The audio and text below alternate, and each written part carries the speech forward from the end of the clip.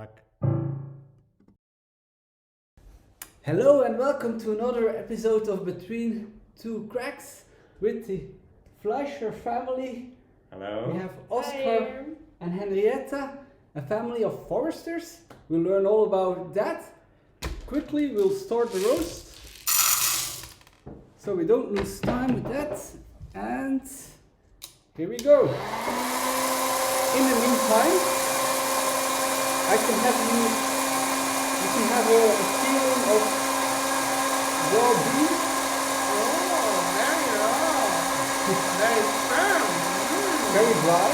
Yeah? So I imagine you have never seen No, never.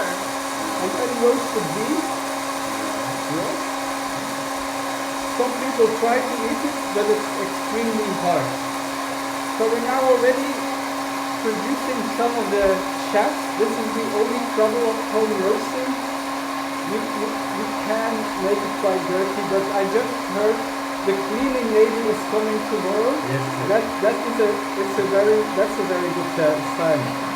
So how is it to be a forester? What does it mean? Oh, Interesting. Yeah, for me it means to clean up the forest. yes, which is very important in our day and age. Yes, it is. It's so sad to see what we do with the forest. Yes. And for you, Henrietta, I'm mostly observing the insects. the insects in the Yes, forest? in the forest, how they survive the carbon pollution. Yes. Yes. So do you then also follow how much honey they produce? No, I'm not interested in these. I'm just pollution and the insects, how they survive in this whole pollution world. Okay, this is very interesting. We need more people like you. This is Yes, definitely. to say the very least. So to talk about coffee, how do you like to drink your coffee? I prefer it with milk. You prefer with milk? Yes. Okay. And you, Oscar? I drink it black, all black. All black. But I'm open for new, so I'm ready to taste the real coffee You mean flavor? Because flavor. this is the concept. So at a certain point, you'll hear some cracking. So the person that first detects it, well, gets to try the coffee first, maybe later. We'll see. So Okay. you'll hear some cracking starting, and this is known as the first crack. Okay. And then usually it will become more silent a little bit. And somewhat later you have a second crack, which is a little bit softer and lighter. But then your beans are already quite dark. And you're going towards an Italian roast. Which for milk-based drinks like a cappuccino or latte macchiato Yeah. is usually experienced as nice because you have a little bit of that flavor coming through. But when you're drinking it black, it is in general preferable to stay lighter. Okay.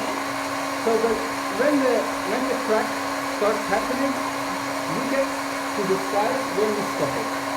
So now you can see actually the process is that first the beef. Oh, I heard something. Yes, we have Winner. a winner for detecting the first crack. Usually we say that the very first ones are outliers. Like, it might just be a smaller bean or something that got up to temperature earlier, and sometimes you have to wait a little bit, and then you get these sequence like we're hearing now, and then we're really in first crack. And so as we're here, then they're already kind of getting browner and darker. You can hear? Yes. You can also smell a little bit, there's still more kind of a vegetable smell rather than a roasted coffee smell at this point. So, yes, you have to be careful that we don't create any problems for your table. So, how is the color looking? Oscar can decide. Yeah, I think it's fine. You think it might already be fine? Yes. So stop the crack. Stop it. Stop the crack. Okay. So then it's all about cooling it as quickly as possible. At this time, you have quite a fancy water boiler yes. kettle. Yes. You get to decide the temperature. Yes, we get to decide the temperature. And it was very hard to find one made in Europe. But we did. So I clicked on 95. Yeah. Which do you know the best temperature for No. preparing an espresso? No. They would say around 92 degrees. So they don't advise like really boiling temperature water. Of course, in this process we lose a bit of heat as we're heating up this water chamber, let's say. So you have to be a bit above that. Now, to actually prepare the espresso, we will have two tasks.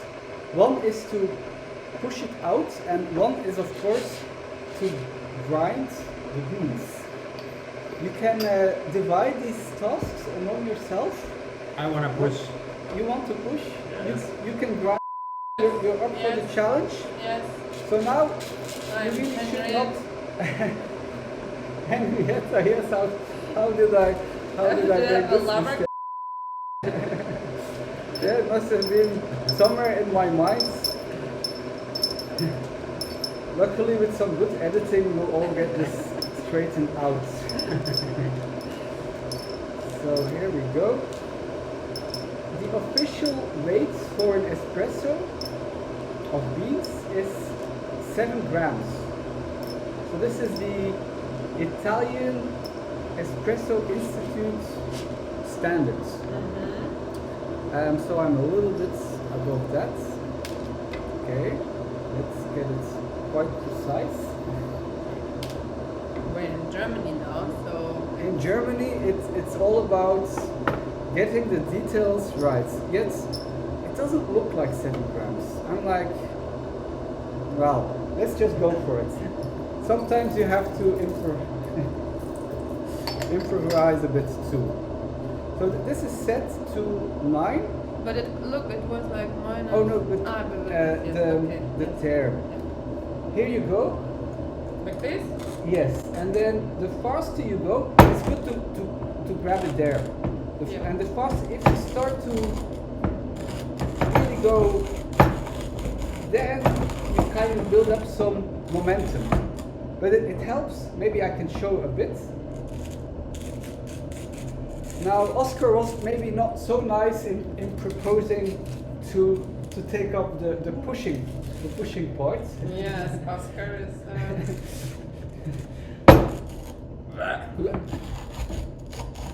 It is a challenge. It is a good morning routine. That's sports? how it is for me. I usually get up and do some grinding.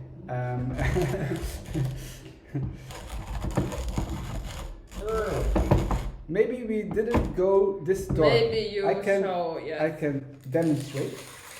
Oh, you're very. You see, this is my trained grinding arm. It's always with the same arm I'm doing this. Because of I think the orientation of this. Maybe Sven, you want to have a try? In the meantime, I will prepare. There's nothing. And yes, at the end, this is quite well. Usually, yes. If you're at this point, you know you did a good job. So now we'll quickly get the coffee in here. You first already, of course, get to smell. Just after the roast. Very mild. Very mild. This is how you decided to end the roast. So I like it. I already like the. It still has a certain kind of sweetness, I think. Okay, so then we tamp it. Just a bit. Our water is also up to temperature, so then is the water chamber. And now the tricky part is, of course, not making a mess. Too much. It's not this easy to pour out with this kettle. German quality, you said, right? Yes. Oh, and of course we'll have to get the cup underneath. Here we go. And now the ideal espresso is at 9 bars. So now you get to, it's best to stand up. 9 bar. Yes, don't go above 10 ideally. You see, he does have a bit of work too. So it's kind of and he'll have to keep going, I'm afraid, because we're getting drops. We are getting drops. So this is, I always try to be nice to the people in the episodes. Oh, now you're going up to 10. Now you're going up to 10. So with patience, we will get to something to be able to taste. Sometimes when your grind is too fine, it can help to do a bit of pre-infusion, which would be reducing the pressure a little bit for a while and then increasing it again when a flow has been established. Yes. You see, we can see the drops sequence is starting to increase. So it is a bit of a process to go directly from green beans to being able to taste a beverage. Yes, we can see it now. Yes. Are you curious, Henrietta, about how it will actually taste? Yes, definitely. After so much work. And Oscar is really putting in a lot of dedication. Oh yes. To getting the pressure up to speed. So I guess we have some kind of quantity to be able to share and taste. So releasing the pressure, it will just really be a sip. And I myself, just to know what came out of this, will also just have a spoon. Sip from the sip. A sip from the sip. Please be careful. So Oscar, for the forests. For the And forests. the insects.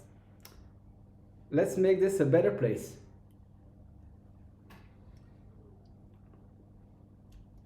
Is this how you thought freshly roasted coffee No. would taste? No. Is it worse or better? It's better. It's This- mild. It's better than your expectations. Yeah, it's not that bitter. This is a very positive note to end up. Thank you, Henrietta and Oscar. Thank you, Thank you. for inviting us to this very special procedure. Introduction to making your own coffee at home. See you next time.